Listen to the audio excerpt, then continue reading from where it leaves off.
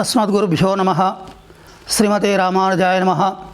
ज्ञानानन्दमयं देवं निर्मलस्फटिकाकृतिम् आधारं सर्वविद्यानां हयग्रीवमुपास्महे। భక్త మహాశైలారా, ఈరోజు మనం తిరుప్పావు యొక్క వైశిష్ట్యం, దాన్ని ఎందుకు పాడుకోవాలి, ఎందుకు అనుసంధించుకోవాలి, అందులో ఉన్నటువంటి గొప్పతనం ఏమిటి, దానివల్ల ఫలితం ఏమిటి, ఈ విషయాలు అందరికీ మీకు తెలిసి ఉండొచ్చు, అనేక విధాలుగా అందరూ చెప్పి ఉండొచ్చు. అయినప్పటికీ కూడా కొంతవరకు తిరుప్పావు యొక్క గొప్పతనాన్ని నాకు తోచిన విధంగా చెప్పడానికి ప్రయత్నం చేస్తాను. తిరుప్పావు ప్రబంధం అది దివ్యమైనటువంటి ప్రబంధం. ద్రావిడము తమిళ భాషలో రచించబడింది. సరళమైనటువంటి అర్థాన్ని కలిగి భగవన్ సంబంధమైనది. భగవంతుణ్ణి ఏ విధంగా పూజించాలి, ఏ విధంగా చేరుకోవాలి, ఏ విధంగా చేయాలి అనే దాన్ని చెప్పడం కోసం అది తిరుప్పావు ప్రబంధం రచించబడ్డది. తిరుప్పావు గురించి చెప్పుకునే ముందుగా ఇది ఏ సందర్భంలో చెప్పబడింది, ఏ మాసంలో చెప్పబడింది అనే విషయాన్ని తెలుసుకుందాం. మనకు మాసానాం మార్గశీర్షోహం, మార్గశీర్ష మాసం. ఇది అతి ఉష్ణం కాదు, అతి చల్లదనం కాదు. అట్లాగే హేమంత ఋతువు, శుక్లపక్షం. మాసానాం మార్గశీర్షో అని భగవద్గీతలో కృష్ణ పరమాత్మ చెప్పాడు. ఏమిటి మార్గశీర్షం అంటే భగవంతుణ్ణి చేరుకోవడానికి దారి. అంటే భగవంతాన్ని అప్పుడే చేరుకోవాలనా? లేదండి, మన యొక్క కర్మలు అన్నీ చేసుకుంటూనే భగవంతుని ఏ విధంగా పూజించాలి, ఎప్పుడు పూజించాలి, ఏ విధంగా నియమాలను పాటించాలి, ఏ విధంగా మనం మెసులుకోవాలి, ఎటువంటి నడవడి కలిగి ఉండాలి, ఇవన్నీ కూడా మనకు మార్గశీర్ష మాసంలో చెప్పబడ్డది. దీనికి ఏమిటి? నిష్కామ కర్మ, ఆత్మజ్ఞానం, భగవద్భక్తి, ఈ మూడు ప్రధానం. మనము ఏదైనా పని చేస్తే దాన్ని ఫలితం ఆశిస్తాం. అది వస్తుందా రాదా అని పక్కకు పెడతాం. కానీ అది మనకు తప్పకుండా సంక్రమిస్తుంది. ఆత్మజ్ఞానం ఉండాలి. నేనెవరిని, నేను చేసే పని ఏమిటి, ఇదంతా కూడా మనకు తెలిసి ఉండాలి. భగవద్భక్తి కూడా ఉండాలి. ఆత్మజ్ఞానం ఉండాలి, భగవద్భక్తి. భగవంతుని పట్ల ఈ జన్మం మనం ఇస్తే వచ్చింది కాదు. అందుకని భగవంతుణ్ణి చేరుకోవడానికి ఉపాయాన్ని మనం కోరుకోవాలి. కర్మయోగం, జ్ఞానయోగం, భక్తి యోగం ఇవేవి కూడా ఫలితాలను ఇవ్వదు. అంటే మనం పనులు చేయవలసిందే, కానీ ఫలితాన్ని భగవంతుని మీద మనం సమర్పించాలి. అట్లాగా భగవంతుడే ఉపాయము అనే విధంగా మనం పాటించాలి.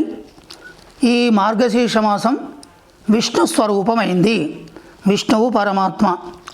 ఇక ఈ మార్గశీర్ష మాసంలో ధనుస్సంక్రమణం, ధనుస్సు అనే రాశి. ఏమిటి ధనుస్సంక్రమణం అంటే? సూర్యుడు 12 రాశులలో తిరుగుతూ ఉంటాడు. అందులో ధనుస్సు రాశిలో ప్రవేశిస్తే అది ధనుస్సంక్రమణం. ఇది పవిత్రమైనటువంటి మాసం. ఆ విధంగా ఈ ధనుస్సు ఎట్లా ఉంటుంది? ఓంకారంగా ఉంటుంది. ధనస్సు ఓంకారంగా ఉంటుంది. ఓంకారం అంటే ఆ, ఉ, మా, ఈ 3 అక్షరాలు కలిసింది ఓంకారం. ఏ మంత్రమైనా కూడా, మంత్రము అంటే మననాతు త్రాయతే ఇది మంత్ర. ఇప్పుడు మనము శరీర శుద్ధి జరగడానికి ఏ విధంగానైతే స్నానాధికాలు చేస్తున్నామో, మరి మనస్సు శుద్ధి కలగడానికి మనకు ఒక మంత్రం, ఆ మంత్రాన్ని ఆచార్యుడు ఉపదేశించాలి. అదేం చేస్తుంది? మనస్సును రక్షిస్తుంది. మననాత్ త్రాయతే ఇది మంత్ర. ఓం అనే పదంతో ఉన్నటువంటిదే మంత్రం. ఓం అనేది ముందు ఉంటుంది. ఓం నమో నారాయణాయ. ఈ ఓం ఏమిటి? అకారము, ఉకారము, మకారం. అకారమేమో పరమాత్మ, మకారమేమో జీవుడు.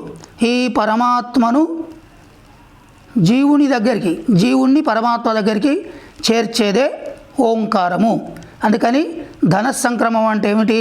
ఓంకారంతో కూడుకున్నటువంటిది. దీన్ని ప్రణవం అంటారు. అట్లాగా ఈ ధనుర్మాస వ్రతం చేత మనము పరమాత్ముని యొక్క సమీపానికి, పరమాత్ముని ఏ విధంగా అర్చించాలి, ఏ నియమాలు పాటించాలి, దానివల్ల ఏం ఫలితం వస్తుంది, ఇది నిష్కామ కర్మ.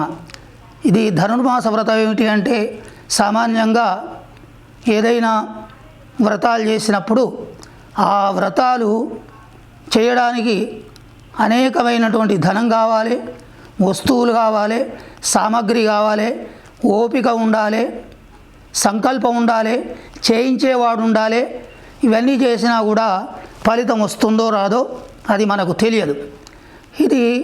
ఈ ధనుర్మాస వ్రతము, ఇది తిరుప్పావై వ్రతము.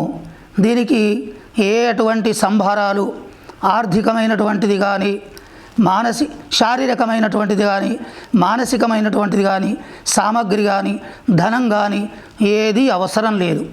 కాస్త నియమాలతో, భక్తి శ్రద్ధలతో మనకున్నటువంటి పరిధిలో ప్రతిరోజు ఉదయమే లేచి భగవంతుణ్ణి అర్చిస్తే ఈ వ్రతము పరిపూర్ణమవుతుంది.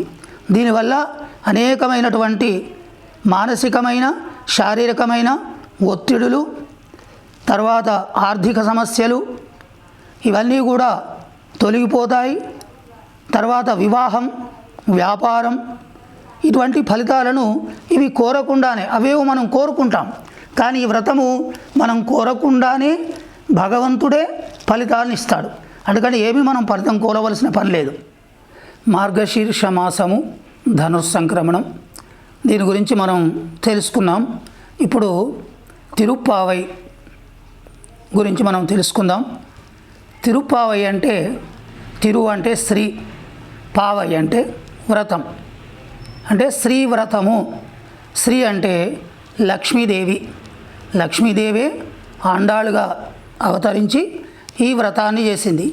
ఎప్పుడు చేసింది, ఎక్కడ చేసింది, ఏ విధంగా చేసింది, దాని యొక్క ఫలితం ఏమిటి, ఈ విధంగా ఏమిటి, దీనివల్ల జరిగింది ఏమిటి మనం తెలుసుకోవాలంటే, ఈమె గోదాదేవి అయోనిజ.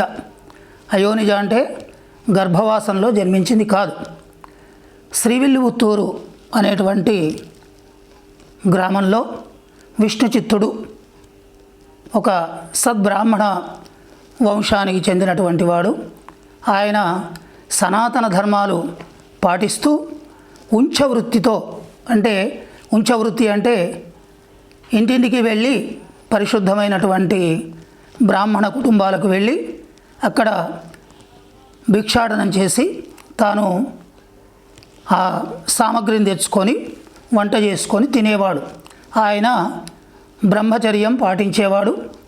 అక్కడ ఆ యొక్క విల్లిపుత్తూరు పట్టణంలో వటపత్రశాయ, పెరుంగోయిల్ వటపత్రశాయి అనేటువంటి దేవాలయం, అందులో శ్రీకృష్ణ పరమాత్మ ఉన్నటువంటి వాడు.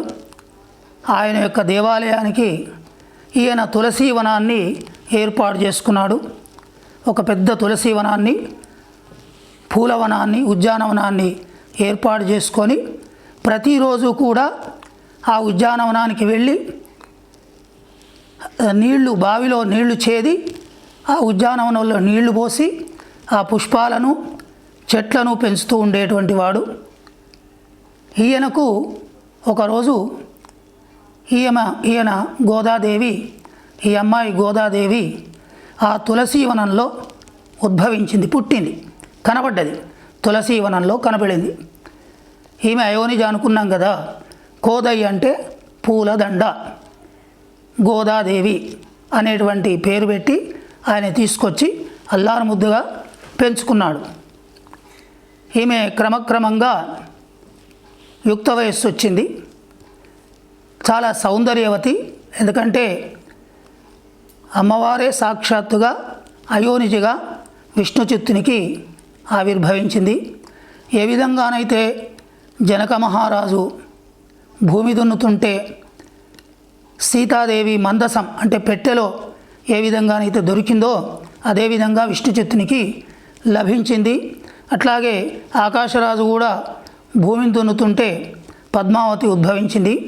అదే అంశలో పుట్టింది కాబట్టి ఈమెను తీసుకున్నాడు, అల్లారు ముద్దుగా పెంపు చేసుకుంటున్నాడు. యుక్త వయస్సు వచ్చింది. ఈమె కూడా తండ్రికి ఆ పుష్పమాలలు అల్లుతూ ఉంటే సహాయం చేస్తుంది. ఈయన యొక్క పనేమిటి? ఆ భిక్షాటన చేయడం, ఆ సామగ్రి తీసుకురావడం, వంట చేసుకోవడం, తర్వాత పూలమాలలు తీసుకొని ఆ వటపత్రశాయి సన్నిధికి వెళ్ళి ఆ దేవాలయానికి వెళ్ళి ఆ మాలలు సమర్పించడం. ఈ విధంగా ప్రతిరోజు జరుగుతూ ఉన్నది.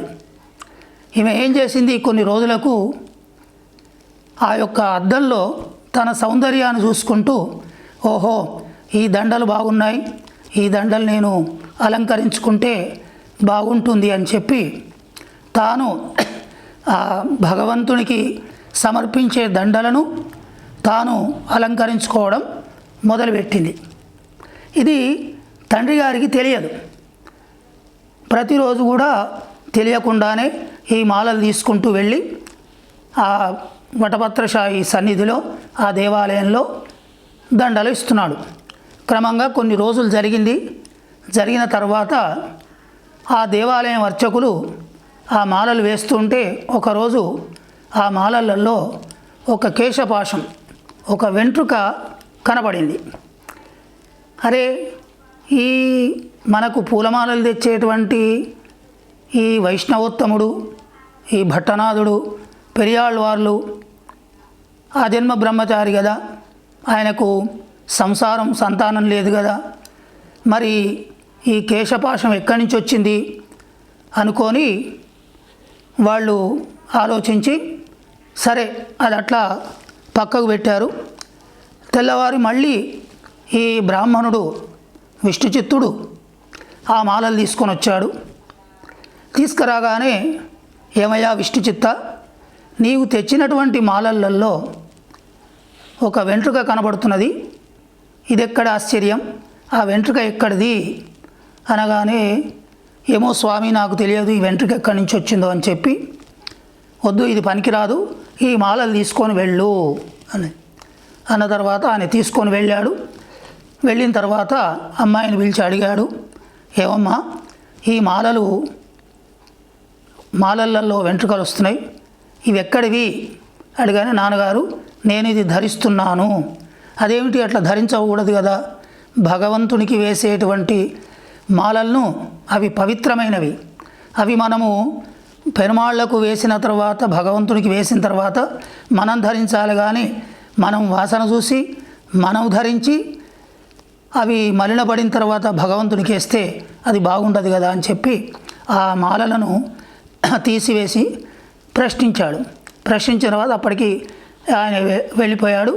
వెళ్ళిపోయిన తర్వాత ఆ అమ్మాయి బాధపడుతూ ఉన్నది.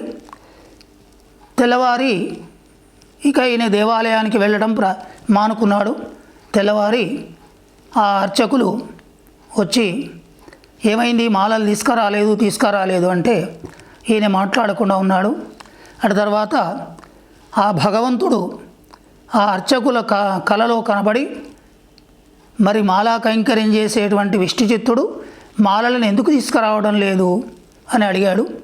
అడిగితే అందులో కేశపాశం వచ్చింది అంటే ఆ వెంట్రుకలు వచ్చినటువంటి, అంటే ఆ మాలలలో వెంట్రుకలు వచ్చినాయి కదా, ఆ అమ్మాయి ధరించింది, ఆ అమ్మాయి నాకు ప్రీతిపాత్రురాలు, ఆ మాలయే నేను స్వీకరిస్తాను అని చెప్పి వెంటనే ఆ యొక్క విష్ణుచిత్తుల వారి దగ్గరికి వెళితే ఆయన వెంటనే మాలను తీసుకొని వచ్చి మళ్ళీ భగవంతునికి సమర్పించడం జరిగింది. అందుకని ఈమెకు ఆముక్త మాల్యద చుడిక్కుడుత్త నాచ్యార్ అని ఈమెకు పేరు వచ్చింది. గోదాదేవికి యుక్త వయస్సు వచ్చింది. ఈయన విచారపడుతున్నాడు. ఈమెను వివాహం చేసుకోవడానికి తగిన వరుడు ఎవరు అని బాగా ఆలోచిస్తున్నాడు. అప్పుడు ఆ గోదాదేవి తండ్రి గారితో, నాన్నగారు నేను ఆ భగవంతుణ్ణే శ్రీమన్నారాయణుణ్ణే వివాహం చేసుకుంటాను, మరొకరిని ఎవరిని కూడా వివాహం చేసుకొని అని ఆమె భీష్మించుకొని పట్టుదలతో కూర్చున్నది. తండ్రి గారు బాగా ఆలోచించాడు. పరమాత్మను చేరుకోవాలంటే, పరమాత్మ దగ్గరికి చేరుకోవాలంటే చాలా కష్టం. అందుకని ఈమె వ్రతం చేద్దామనుకున్నది.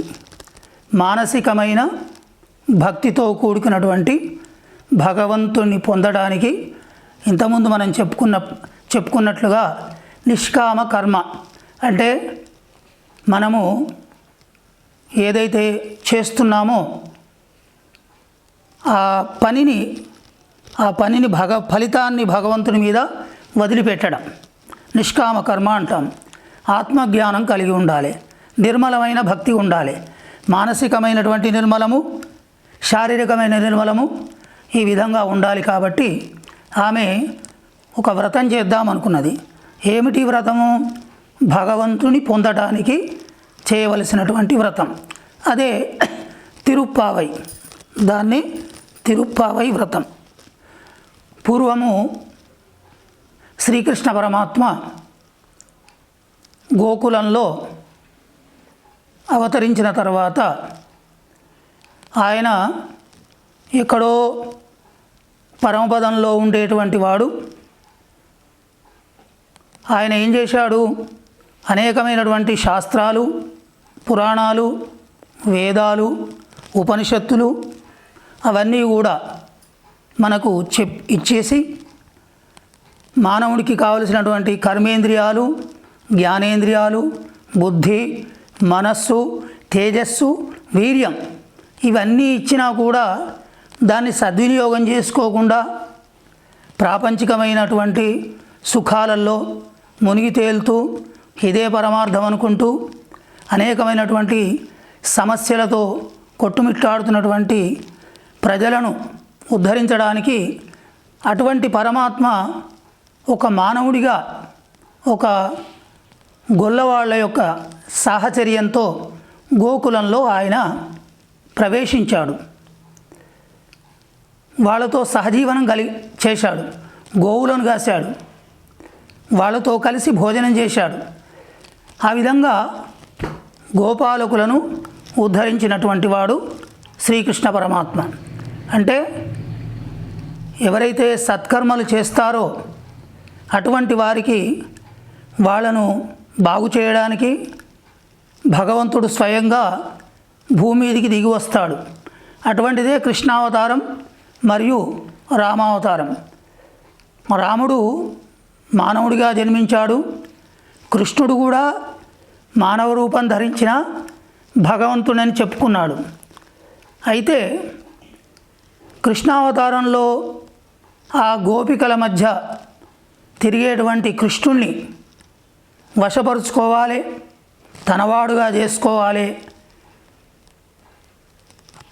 ఆ విధంగా చేయడం కోసం గోపికలందరూ కలిసి కృష్ణుణ్ణి తనవాడిగా చేసుకోవడం కోసం అప్పుడు ఏదో కాత్యాయని వ్రతం అని ఆ వ్రతాన్ని చేశారట. ఆయన కృష్ణ పరమాత్మ నా వేదై నా యజ్ఞై నా లభ్య, వేదాలతో కానీ యజ్ఞాలతో కానీ మన యొక్క కీర్తనలతో కానీ భగవంతుడు దొరకడు. ఆయన అనుకుంటేనే వీడిని ఉద్ధరించాలి, ఈయన దగ్గరికి రావాలి అనుకుంటేనే ఆయన వస్తాడు. అటువంటి కృష్ణ పరమాత్మను పొందడం కోసం వాళ్ళు కాత్యాయని వ్రతాన్ని చేశారు. ఆ వ్రతము యొక్క ఫలితం వల్ల కృష్ణ పరమాత్మను వాళ్ళు పొందగలిగారు. అది ద్వాపర యుగంలో జరిగినటువంటి సంగతి. మరి ఇప్పుడు కలియుగంలో ఈమె ఆండాళు కలియుగంలో ఉద్భవించింది. మరి కృష్ణ పరమాత్మను పొందడానికి తాను ఏ విధంగా చేయాలి అనుకొని పెద్దల యొక్క సలహాతోని ఈ 30 రోజుల వ్రతాన్ని ఆచరించింది. 30 పాశురములు, 30 పాటలవి. తిరుప్పావై అంటే ఇంకొక అర్థం కూడా చెప్పుకోవచ్చు. అందమైనటువంటి పాట. తిరు అంటే అందమైన, పావై అంటే పాశురం పాట. ఏమిటి అందం? ఎవరి అందం? మన అందం కాదు, భగవంతుని అందం. రామాయణంలో సుందరే సుందరో రామ, సుందరి సీత, సుందర అంటే శ్రీరాముడు. ఆ విధంగా మరి భగవత్ సంబంధమైనటువంటి పాటనే సుందరమైంది. తిరుప్పావై అంటే అందమైనటువంటి 30 రోజుల యొక్క 30 పాటలను ఆమె తమిళ భాషలో దివ్య ప్రబంధంగా ఆమె తాను పాడుతూ ఆచరించింది. ఏమిటి చేసినటువంటి పని అంటే, సూర్యోదయానికి పూర్వమే తెల్లవారుజామునే లేచి స్నాన సంధ్యాధికాలు నిర్వర్తించుకొని పరిశుద్ధమైనటువంటి మనస్సుతో, పరిశుద్ధమైనటువంటి శరీరంతో భగవంతుణ్ణి ఆరాధించడమే.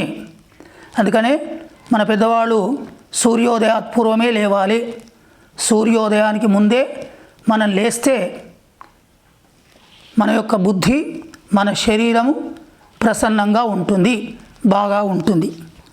ఆ విధంగా ఈమె సూర్యోదయాత్పూర్వమే లేచి ఈ 30 పాశురములను, అంటే కేవలం పాశురాలు అనుసంధించడమే కాదు, తోటి చెలికత్తెలతోని, అంటే ఇవేం చేసింది అంటే కృష్ణావతారంలో గొల్లపిల్లలను అనుకరించింది. అనుకరించడం అంటే మనం ఏం చేస్తాం? పెద్దవాళ్ళు ఏదైనా మంచి పని చేస్తే మనం అనుకరిస్తాం. 30 రోజుల వ్రతాన్ని ఆండాళ్ళ తల్లి ఆచరించింది. అయితే మరి 30 రోజులు ఏమిటి? మరి 40 రోజులు చేయొచ్చు కదా? ఈ విధంగా సందేహం వస్తుంది. 30లో 3 ప్రధానమైంది. శూన్యం అంటే 0ని పక్కకు పెట్టండి. ఈ 3 ఏమిటి అంటే సత్వ రజస్తమో గుణాలు తెలుపుతుంది. సత్వగుణము, రజోగుణము, తమోగుణం, ఈ 3టిని తెలుపుతుంది. ఇంకొకటి ఏమిటి అంటే ప్రకృతి, ఆత్మ, పరమాత్మ. మన సిద్ధాంతంలో ఏమిటి అంటే ఆత్మ పరమాత్మకు చెందింది. ఓంకారం అనుకున్నాం కదా, అకారం, ఉకారం, అకారం అన్నట్లుగానే ఆత్మ పరమాత్మకు చెందినటువంటిది. సత్వరజస్తమో గుణాలు ఈ 3, ప్రకృతి, ఆత్మ, పరమాత్మ. ప్రకృతి సత్యం, ప్రకృతి అనేది సత్యం, ఎప్పటికీ ఉంటుంది, కానీ అది శాశ్వతం కాదు. ఆత్మ సత్యమే, ఎప్పటికీ ఉంటుంది. పరమాత్మ ఎప్పటికీ ఉంటాడు. ఈ ఆత్మ అనేది దేహాలను బట్టి, కర్మలను బట్టి ఆయా స్థానాలకు చేరుతూ ఉంటుంది. అదంతా వేదాంత విషయం. అందుకనే అమ్మవారు 3 సంఖ్యను ఎన్నుకున్నది. మనకు కాలాలు కూడా 3 కాలాలు: వేసవి కాలము, వర్షాకాలం, చలికాలం. ఈ విధంగా కృష్ణావతారంలో ఉన్నటువంటి కృష్ణ పరమాత్మను భర్తగా పొందదలుచుకొని ఆనాడు గోపికలు ఆచరించినటువంటి ఆ వ్రతాన్ని ఆదర్శంగా తీసుకొని తాను ఒక గోపిక వేషాన్ని ధరించి, అనుకోగానే మరి ఎట్లా, ఈమె అయోనిజ, సౌందర్యవతి, మరి తండ్రి గారు కూడా ఆయన ఏమి తక్కువ చేయలేదు. ఎప్పుడైతే రంగనాథుణ్ణి భర్తగా పొందాలనుకున్నారో వెంటనే ఆనాటి పరిస్థితులను బట్టి వాళ్ళ దగ్గరికి వీళ్ళ దగ్గరికి వెళ్ళి వైభవంగా ఆమెకు కావలసినటువంటి ఏర్పాట్లన్నీ ఆయన చేశాడు. అయినప్పటికీ కూడా ఈమె రేపల్లెలో గోపికలతో సమానంగా గొల్లవాళ్ళు మాట్లాడే మాట, గొల్లవాళ్ళ యొక్క నడక, గొల్లవాళ్ళ యొక్క ఆచారాలు, ఇవన్నీ కూడా ఆరోపించుకొని తన చుట్టూ ఉన్నటువంటి ఆ శ్రీవిల్లిపుత్తూరులో ఉన్నటువంటి కొంతమంది స్నేహితురాళ్లను కలుపుకొని వాళ్ళను చెలికత్తెలుగా భావించి అక్కడ ఉన్నటువంటి పెరుమాళ్లను, ఆ వటభద్రశాయి కోయిల్లో ఉన్నటువంటి ఆయననే కృష్ణునిగా భావించి ఈ వ్రతాన్ని 30 రోజులు ఆయన ఆచరించింది. ఆచరించడం వల్ల ఆ వ్రత ఫలితం వల్ల సాక్షాత్తు రంగనాథుడే, ఆనాటి కృష్ణుడే శ్రీరంగనాథుడు, ఆయనే స్వయంగా వచ్చి విష్ణుచిత్తుల వారిని, ఏమయ్యా మీ అమ్మాయిని నాకు ఇస్తావా, నువ్వు నాకు మామగారు అవుతావా అని అడిగి ఆనాటి రాజు చోళరాజు వైభవంగా ఈయనకు సహాయం చేసి ముందు ఉండి అమ్మాయిని తీసుకొని చక్కగా పరివారంతో వెళ్ళి శ్రీరంగనాథుని దగ్గర అర్చన చేసి శ్రీరంగనాథుని దగ్గర ఆమె ఉత్సవ విగ్రహంగా మారి ఈ ఆండాళ్ తల్లి వివాహం చేసుకున్నది శ్రీరంగనాథుణ్ణి. ఈ విధంగా గోదాదేవి 30 పాశురములు చెలికత్తెలతో కలిసి ఆమె ప్రతిరోజు సూర్యోదయానికి ముందే లేచి నిత్య కార్యక్రమాలు నిర్వర్తించుకొని భక్తిభావంతో భగవంతుణ్ణి ఆరాధిస్తూ పరమపదంలో ఉండేటువంటి, క్షీరాబ్దిలో ఉండేటువంటి, అంతర్యామిగా ఉండేటువంటి, అర్చావతారంగా ఉండేటువంటి భగవంతుడిని ఆశ్రయించి చివరికి రంగనాథ స్వామిని ఆమె భర్తగా పొందింది. అంటే తిరుప్పావై వ్రతము మరి ఎప్పుడో కలియుగ ప్రవేశంలో గోదాదేవి ఆండాళ్ళు చేసినటువంటి తిరుప్పావై, అది ఏదో తమిళ భాషలో ఉన్నది, అది చదివితే మనకు చదువుకోవడానికి వేరే వ్రతాలు లేవా, అదే ఎందుకు చదువుకోవాలి, అది భాష అర్థం కాదు కదా, దాని ఫలితం ఏమిటి? ఏదైనా మనం కార్యక్రమం చదువుదామన్నా విందామన్నా అనేకమైనటువంటి సందేహాలు వస్తూ ఉంటాయి. అయితే మనకు భాష అర్థం కాకున్నా ఆ పాశురాలు చదవడం వలన, అందులో ఉన్నటువంటి భావాన్ని తెలుసుకోవడం వలన, అందులో ఉన్నది ఆచరించడం వలన మంచి సత్ఫలితాలు వస్తాయి. తిరుప్పావై ప్రబంధాన్ని అన్ని వర్గాల వారు అందరూ కూడా తరతమ భేదం లేకుండా, ఒక కులమని కానీ, ఒక జాతిని కానీ, ఒక సాంప్రదాయమని కానీ, ఇటువంటి భేదం లేకుండా కాకుంటే కాస్త సూర్యోదయానికి పూర్వమే లేచి నిత్యకృత్యాలు నిర్వర్తించుకొని పరిశుద్ధమైనటువంటి మనస్సుతో, మంచి ఆచారంతో, సత్ప్రవర్తనతో దాన్ని గురుముఖంగా నేర్చుకొని ప్రతిరోజు పారాయణం చేస్తే వివాహం కాని వారికి తప్పకుండా వివాహం అవుతుంది. మానసికమైన ప్రశాంతత, శారీరకమైన శరీరే స్వస్థ మనః స్వస్థ, శరీరం స్వస్థంగా ఉంటే మనస్సు స్వస్థంగా ఉంటుంది, మనస్సు స్వస్థంగా ఉంటే మనం ఏదైనా పని చేస్తాం. ఆ విధంగా తిరుప్పావను కనుక ప్రతిరోజు పారాయణం చేసుకుంటే ఎన్నో సత్ఫలితాలు వస్తాయి. జరగవలసినటువంటి పనులు జరుగుతాయి, ఆగిపోయిన పనులు మనకు సక్రమంగా జరుగుతాయి. ఇటువంటి ఫలితాలు ఎన్నో ఉన్నాయి. ఇది తిరుప్పావు యొక్క వైభవము. అటు తర్వాత విష్ణుచిత్తులు ఏమీ ఆయన చదువుకోలేదు. ఈమె అయోనిజగా పుట్టిన కారణంగా, అంటే లక్ష్మీదేవి ఉద్భవించిన కారణంగా తర్వాతి కాలంలో ఈయన ఒక చోళరాజు యొక్క పండిత సభలో ఆ యొక్క వేరే పండితులను, ఈయనకేమీ చదువు రాదు, అక్షరజ్ఞానం లేదు, అయినప్పటికీ కూడా భగవంతుని యొక్క అనుగ్రహంతో విద్యాశుల్కాన్ని, పరతత్వము అంటే పరమాత్మ శ్రీమన్నారాయణుడే అనేటువంటి ఒక దాన్ని నిరూపించి, పరతత్వాన్ని నిరూపించి రాజు యొక్క ఆశ్రయాన్ని పొంది, ఆయన ద్వారా అనేకమైనటువంటి వరహాలు పొంది, డబ్బును పొంది, తదనంతరం తర్వాతి కాలంలో ఈయన చక్కగా సుఖంగా ఉండి ఆ అమ్మవారిని పుత్రికగా పొందినందుకు జీవితాన్ని ధన్యం చేసుకున్నటువంటి మహనీయుడు విష్ణు చిత్తుల వారు.